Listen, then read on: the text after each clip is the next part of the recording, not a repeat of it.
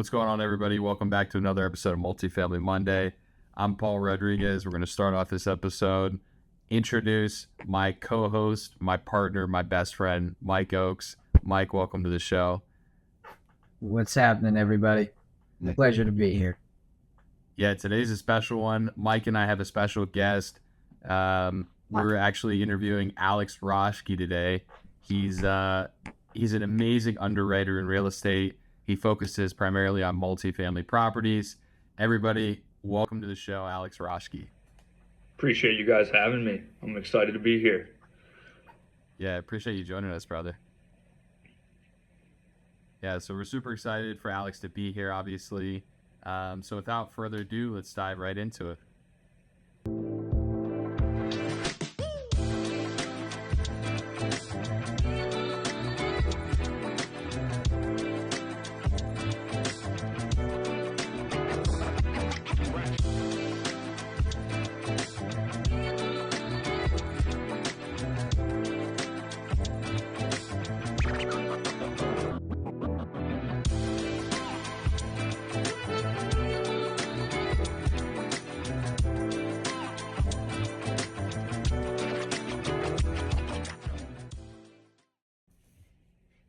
Alex, it's a pleasure to have you on, my friend, not only onto the podcast, but on the team for VCI.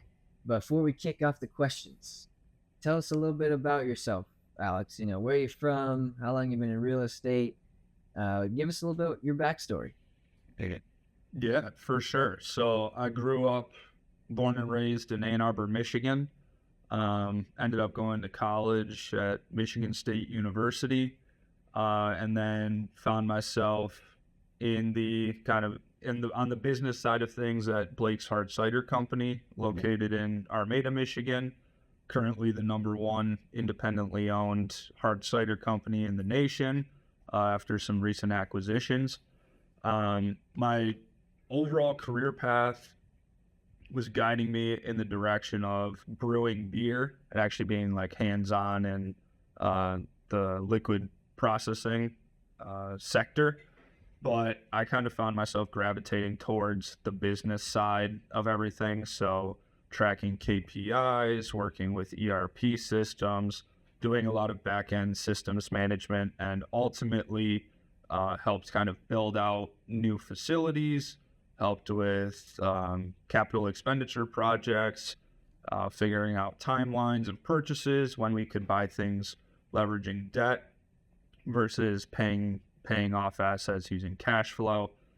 So all of that experience has played into real estate, but the kind of transition to me getting into real estate was kind of due to me not being very satisfied with my W-2 job. Like, yes, I was doing very cool things. I was working with cool people, but the cool things would come every now and again. It wasn't kind of sequential. It wasn't building off of itself. I would work a lot on my own. I didn't like working on my own. I love being part of a team. So all of those things kind of made me look in a different direction. And ultimately, the Pace Morby media channel popped up, kept popping up again. I eventually suckered in, went in, and it was one of the best decisions that I've made.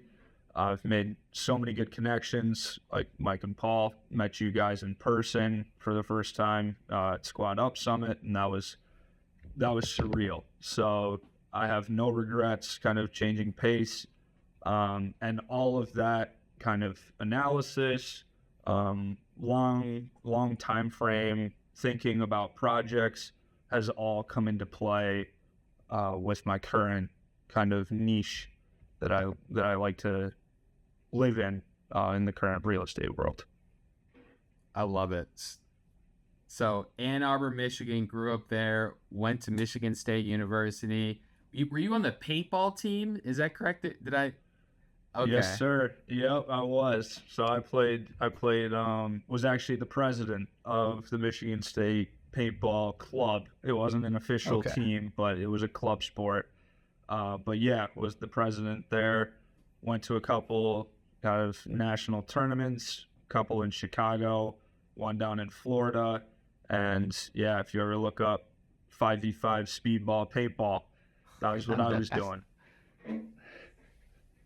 I know the club life of sports, club hockey right here, so I understand that life completely, man. Yeah, it's a grind, that's for sure, and always a fight to see if you're gonna get enough funding to keep the team alive next year. That's It's right. a wild battle, That's that's right. for sure.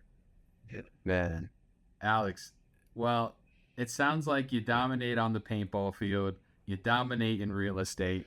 So I want to jump right into the underwriting piece. I feel like this is something that you have, even though you've only been doing this a little bit now. I feel like you've really honed in your skills and really are starting to master what it takes to underwrite these all these multifamily and commercial projects. So let's kick it off with our first question.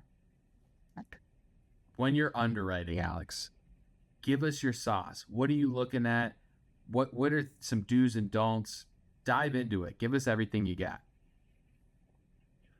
Yeah. So underwriting at the end of the day, in a simple term, is just risk mitigation, right? It is taking the raw numbers that you are provided for a property, for a particular area, all of the demographics, however detailed you want to go, only makes you understand the risks that you're going to take on should you purchase a property, or if you are going to be passing along the property to someone else, it's understanding what risks they are going to be getting themselves into should they acquire the property. Kind of the first step in underwriting is validating their asking price. Um, that usually with every single deal or lead, there will be an asking price of, I mean, in the realm that we're working in, it's in the multi millions. So you're going to be taking whatever financial information they provide to try and back into how they got their asking price. Usually that means just saying, okay, I have an annual revenue of this value, my annual expenses were this value. You take the difference between the two, which is your net operating income, and then you take a look at, I mean, anywhere on the market, or if you have a broker who you have a relationship with, you then determine the market capitalization rate, or what has been averaged across that particular market, particularly via zip code. And then using that, you can divide your net operating income by your capitalization rate that you get for your market to come up with a fair market value. Should that value correspond relatively well with what is being asked by the seller or wherever you got that lead from, that determines how well you can really entertain that lead. Do you really want to go down that road and continue working it if it's way overpriced from what the fair market value is?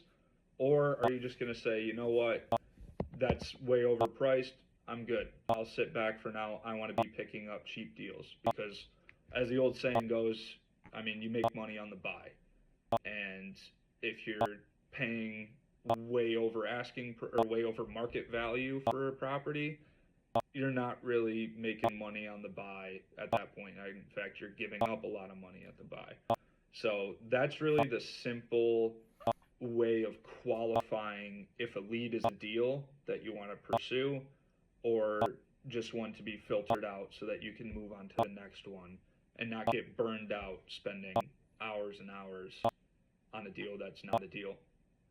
Yeah, that's you really gotta do your due diligence. You gotta make sure that you're spending the time and value something the correct way, and take it to market at the right price, at an actual fair market value price, and buy it at the right price, or you'll be bleeding money, just like you just said.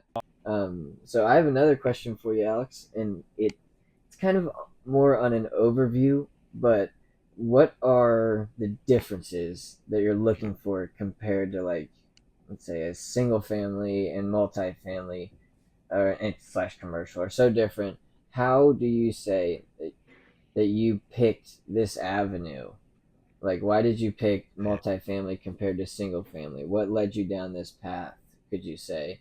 Was it like the underwriting, or was it just like a bigger game, a lot more fun? What do you think? Yeah. So I think, like, to answer that, it kind of drives back to what I was doing at my W 2 job, or what I still am doing at my W 2 job, which is a lot of like long term and bigger projects. So it's analyzing, hey, like, we have this new facility that we're building out. We have a budget of X dollar amount. What can we purchase now? What can we upgrade now in our current facilities that would then take away from that next facility? What can we defer payments on now at current facilities in order to build out the next facility? And then maybe when interest rates come down, we're paying current assets off via cash flow.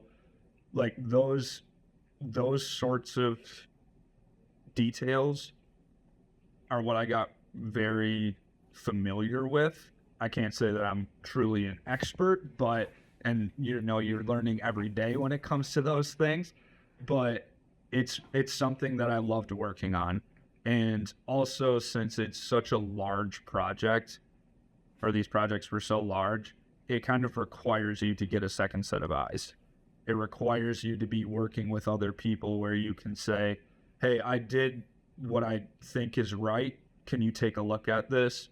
And they may say, no, I think you missed this spot or this spot. And then you're saying, oh, shoot, like, yeah, absolutely, you're right. Let's rework this and see if it's still going to be viable. So coming from that perspective, the multifamily and commercial space as a whole kind of fit the bill for me.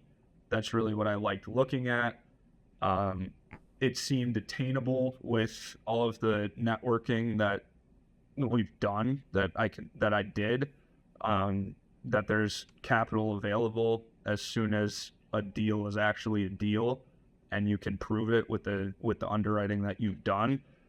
So nothing really seems out of reach per se, even if it has a couple extra zeros attached to it. So it just kind of, like I said, it just kind of fit the bill. It seemed to translate very well from big project to big project. And while I do look at single families a lot, they're just not as exciting, I'll say. they don't really suit my fancy. So I'll definitely take a look at them. They're great practice to look at. They're very attainable for everyone, and that's not discrediting the single family portfolios. But the multifamily is really just what I love to look at, what I love to work with. Yeah, honestly, can't blame you there, man. I completely agree. I think single family, there's always going to be a special place in Mike and I's heart for single family. I really feel like single family is the lifeblood of our business. It's kind of like our main line of all the good things, right? Because I feel like you have such a larger demographic that could potentially purchase a single family home, as opposed to some of these bigger apartment complexes and commercial buildings and what have you. So yeah, it's easier to market. There's an ass for every seat, and it just happens that there's more for single family. And so if you're able to do both at the same time, I think it's great. But if I had to focus on one, it would be multifamily as well. I'm right there with you. I think it's awesome. I think just not even the big numbers, but just seeing the potential in some of these with tax benefits and what have you. I think multifamily is amazing. So thank you guys for being here. Thanks for watching to the end. We'll see you next week.